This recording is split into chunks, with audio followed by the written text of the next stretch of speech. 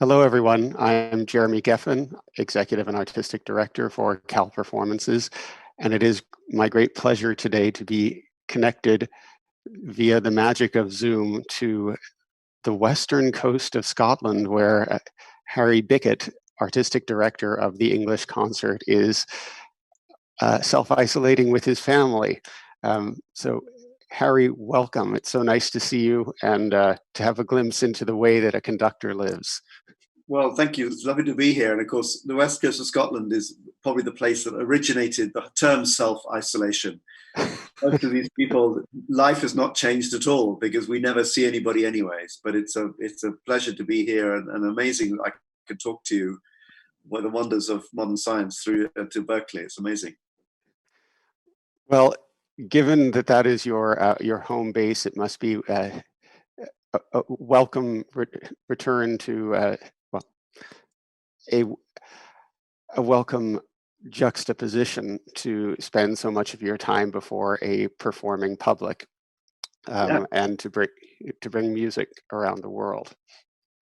we love it here, and one of my great regrets is I'm not ever here enough because, as you say, being a performing musician, home is where I am when I'm not working. And this is one of the a few occasions in my life where I've not been working, and I'd like to be able to say it's been miserable, but actually it's been a total pleasure. Uh, well, speaking of total pleasure, beginning next season, Cal Performances is entering into an initiative with the English Concert by which you and the English Concert will bring a Handel opera or oratoria, most of the time, uh, to us for performance in concert. So unstaged with no no costumes and maybe very light staging.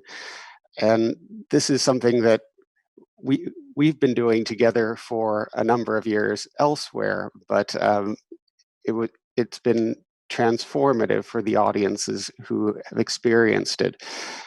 I wanted to back up for a moment, though, because I remember you saying to me that when you began as artistic director of the English Concert, that you felt it was very important for this Baroque orchestra or ensemble to undertake the operatic literature. And why was that? Well, the history of the orchestra is basically the history of its music directors, particularly this orchestra, which has only had three. Oh, there's the clock striking. This orchestra has only had three music directors. Of course, it was founded by Trevor Pinnock, one of the world's great harpsichord players, and a lot of that repertoire that he recorded and performed was keyboard based, so a lot of concerti, a lot of chamber music. I mean, he did go into some later repertoire when the orchestra had the Deutsche Grammophon contract, but I think the highlights for me of what they did was him, his playing, the sound that he could create and draw from other players, not just keyboard players, but string players, wind players, by the very color and sound of his instrument.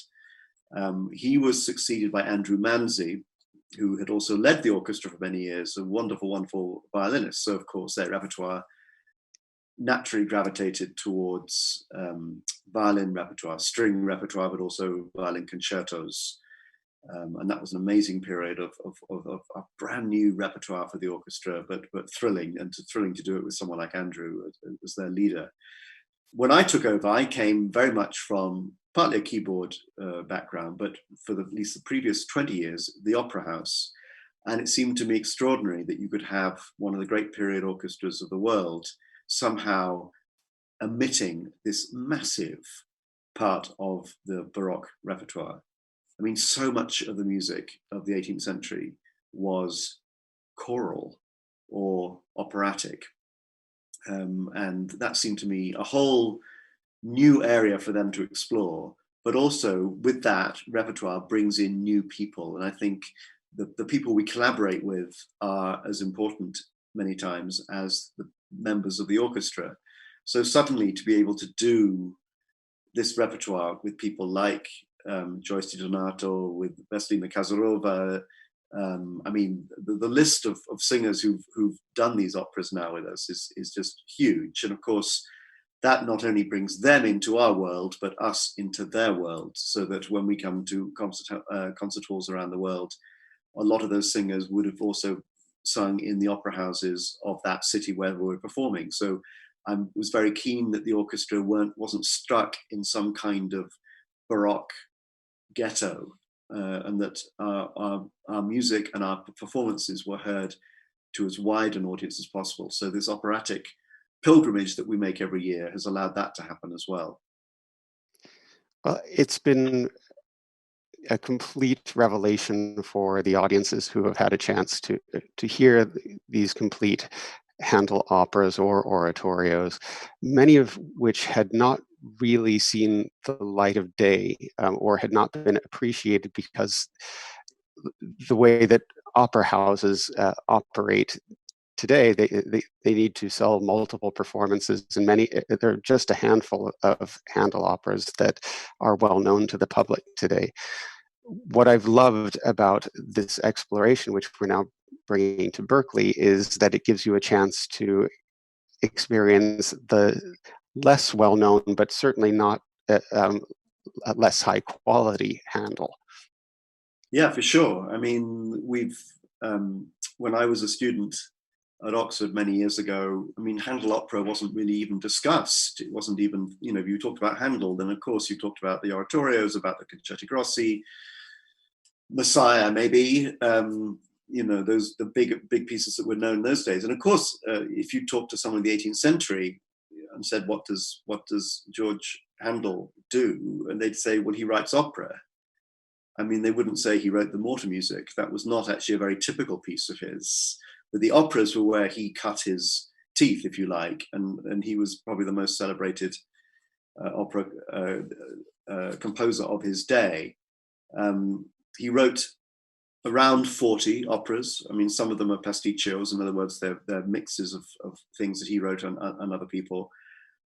They're not all of the same quality. I mean, some he had to do very quickly. A lot of them he sort of self-borrowed. He recycled some of his own material, but that was also very common in the 18th century. I mean, look at Bach. Of all the cantatas, was constantly just finding a snippet here and a snippet there that he'd written somewhere, and he would adapt it for that Sunday's cantata. But what surprises everybody when we do these pieces is just the sheer quality of emotion and direct speech that he somehow manages to acquire. I think it was Beethoven that said, if you want to make the biggest gesture with the smallest number of notes, look at Handel. And it's true, the music on the surface seems very simple, certainly very simple compared to the kind of harmonic palette of Bach, for instance. But what is so touching is that just by putting that chord next to that chord, somehow touches us in such a profound way.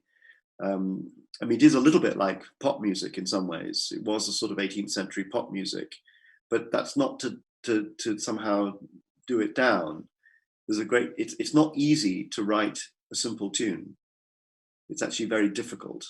And he just had it so easily on one level, but also he worked very hard at refining exactly how he was going to say what he wanted to say. The other things that people are always amazed about is just how very modern these pieces are. A lot of people say to me, oh, Baroque opera, the plots are so complicated. How are we ever going to understand them? And they're so silly and they don't make any sense at all.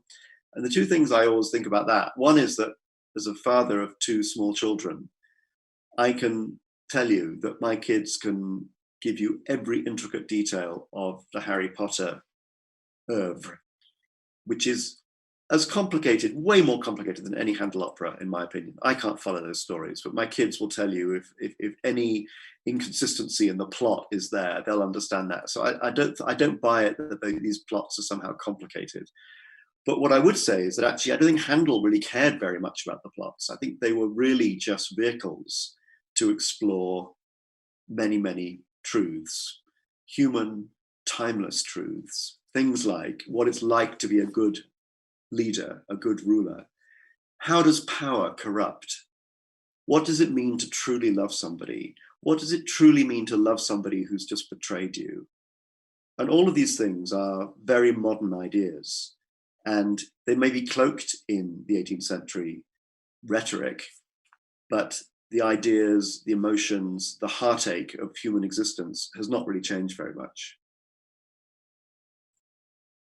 Well, that's sort of a perfect transition into the work that you're going to be bringing in April 2021, which is Tamerlano, which of course is based on historical events, but historical events to which Handel or even the librettist of this opera would have had very little direct personal connection. Could you tell us a little bit about Tamerlano and what it is and what makes it so special? Well, it's a story that was, as you say, based on historical fact, but it's also one that was very popular. It's interesting if you Google a title, any Handel opera almost, you will also come up with maybe 20 other operas of the same name, often by the same librettist. It was again fair game for composers to just take a libretto and write their own version of that story. I mean, you can't imagine, someone taking Cats nowadays and just writing a whole new musical about cats. I mean, you wouldn't be allowed to, you'd be sued anyway. But back in the 18th century, that was a way a librettist made his money. You wrote a good, interesting libretto, and if you were lucky, a lot of different composers would take it on board. It was, there are loads of theories as to the kind of allegories that were going on in terms of who was who, which king they were actually referring to, both in France and in England. There's, of course, an element of tyranny and what that means, oppression.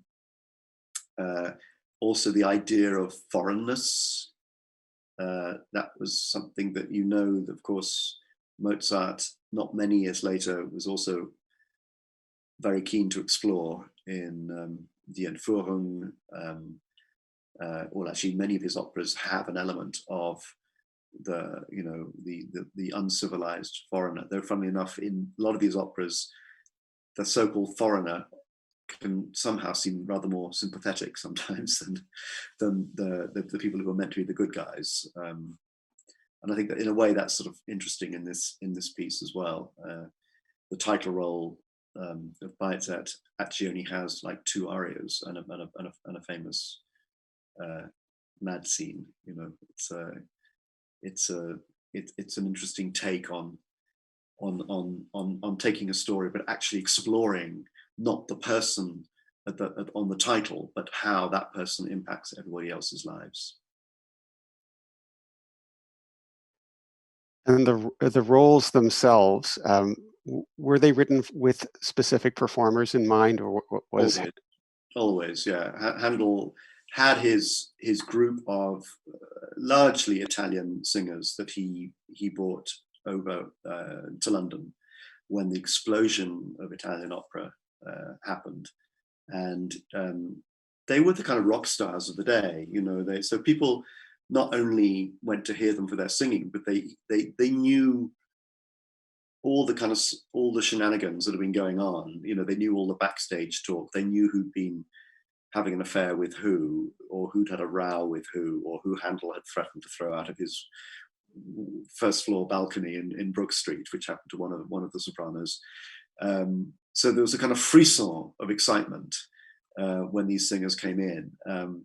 And in many ways, that was also the criticism of what happened to Italian opera, was that it became so led by these so-called celebrities that the actual the origins of the idea of the opera sort of got superseded by a lot of theatricals and histrionics and singers fighting to have a better aria than the other one, or more arias than the other one, or even in some cases more notes. There's a famous opera with the duet where the 2 sopranos fought because they counted up how many notes each of them had in the duet and discovered one had more than the other and wouldn't do anything until Handel rewrote it. So yeah, it was not. I think nowadays we would find it pretty impossible, and I'm not sure many of those singers would actually be employed by opera houses because of their behaviour. But it was part of the deal, and it was part of the deal of opera seria that actually people just had their own arias. They weren't very good about sharing the stage with anybody. So in Tamerlano, you actually only have one duet. All the other arias are just single arias. Although, of course, other people are on stage. So it's not as if it's just someone standing up on their own and singing out to the audience. A lot of the psychological undertow of what happens in a Handel opera is what is not sung rather than by what is. Well, and I think we once had a discussion about the fact that the da capo aria, which is the form for almost every aria that Handel wrote, in which you have one subject and then you have a reflective moment, and then you come back to the original subject, is analogous to the way that we obsess over details in modern thought. One thought, but also in real time, and that's a really important part of this, is that what Handel operas do is give the audience space and the performers space to actually think about these deep thoughts, often in real time, not in the kind of truncated time, of Bohème, where Rodolfo and Mimi meet as complete strangers, and 3 minutes later, literally 3 minutes later, they're singing a love duet. And we all accept this as perfectly normal. Oh, it's opera, of course it's normal. Well, back in the 18th century, we hadn't got there yet. They're like, no, wait a minute. If I've just discovered that my boyfriend has just been sleeping with my best friend, then it's not unreasonable for me to spend 5 minutes saying, I love this man, and then spend 3 minutes saying, but he's just betrayed me, and then say for 5 minutes again, but I still love this man. And you say the same words the second time, but it's in the context of his betrayal. And that, as you say, is very real in terms of the way we process emotion. I also wanted to comment on the effect of hearing one of these operas live, and especially in concert, because it does employ a degree of imagination and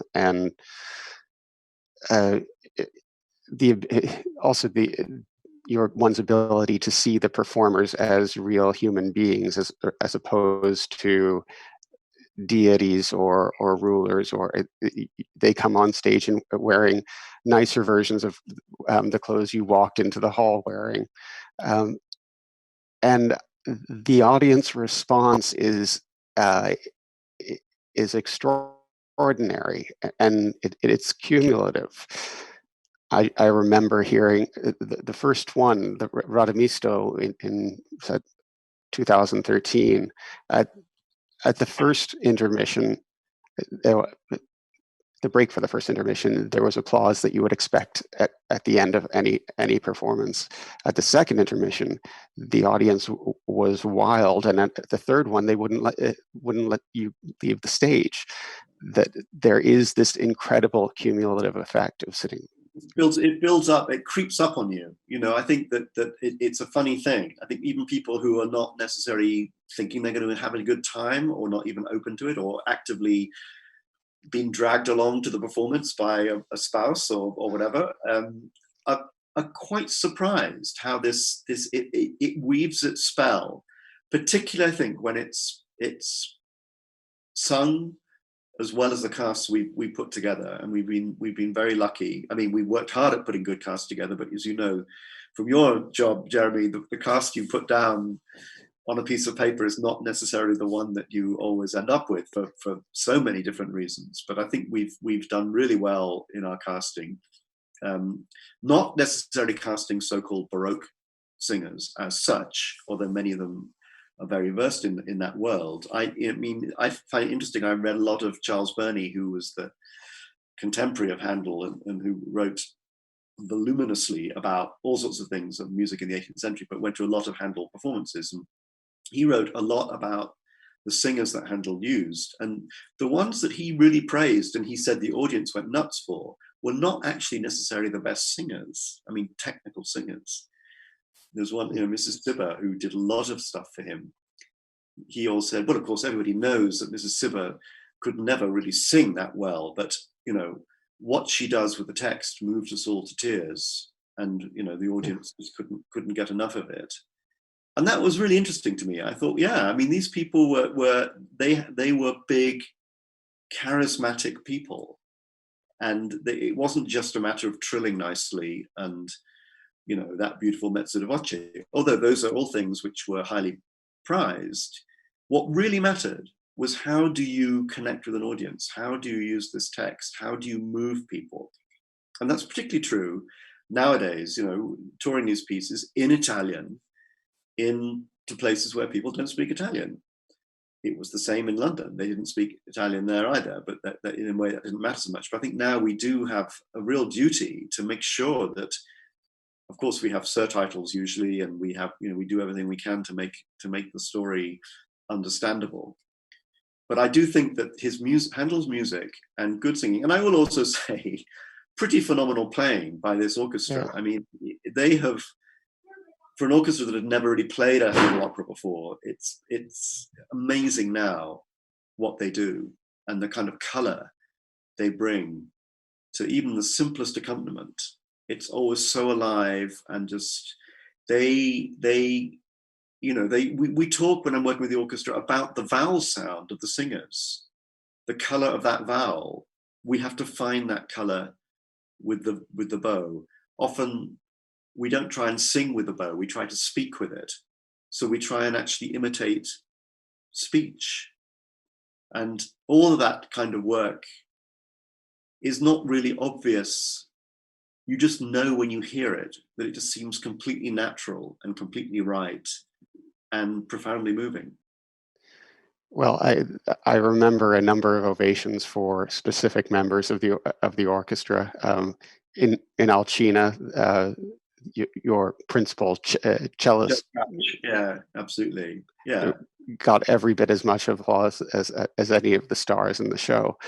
I think also, Joe Crouch is an example of someone who, even when he's not playing a solo, I mean, frankly, I don't know how anyone takes your eyes off him. He is just so always completely in every note of these long pieces. I mean, it's a real marathon for all of them, particularly though the cello section. And I just think we're just not used to that level of commitment. And I don't mean that rudely about other orchestras, but if you're a repertory orchestra, you go to the Met, they've been playing Flying Dutchman that morning, and they come in to play a Mozart or Handel opera in the evening, and then they've got Wozzeck stage and orchestra the next morning. There is no way they can play with the physical level of commitment and get through the week. Yeah, but you see the English concert, and that's all we're doing that week. That's the only piece we're doing. We are completely in the moment for that piece, for that moment, whatever audience we're with.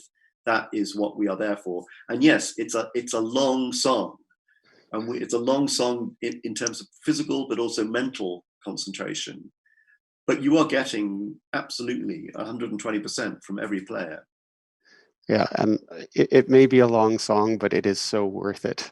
Absolutely. I'm perfectly capable of being bored by something that lasts 20 minutes. So it's not about the length. It's just, are you engaged? Do you want to hear more of it? Has it gone on? And again, a lot of people finish it and say, "Oh God, it finished so soon." I said, "Are you kidding me? We need a martini. It's 6 o'clock." One thing I don't think I've mentioned to you is that we have two themes running through next season, one of which is fact or fiction, which is about what we know versus what we think we know, and how stories are told. And we're using Tamerlano as an example because Timur the Lame, Timur the Great, was a real historical figure. He was a 14th century Turco-Mongol conqueror, and all of a sudden you have this fascination with him 200 or 300 years later in Europe by people who really didn't know anything about him besides what little they had read, and which was usually from the perspective of Western Christians rather than his own people. And we're going to examine who the real Timur was, and versus how he is portrayed in Handel's opera. That would be very, very interesting. And as you say, I think, and it also feeds into this whole idea of the fear of foreignness, which is as modern as you can get. Exactly. We don't know anything about that today at all. Well, look, I feel like we've taken a lot of your time, and especially your at cocktail hour in or Scotch hour, which may be every hour. Well, I was going to say, I didn't know there was an hour, but yes. But it's been such a pleasure to talk with you, and thank you so much for giving your time. And to everyone who is listening to this interview, just check out the Cal Performances website for more information on the English Concerts performances at Cal Performances, beginning in April 21, but going on for as long as we are able to keep it up.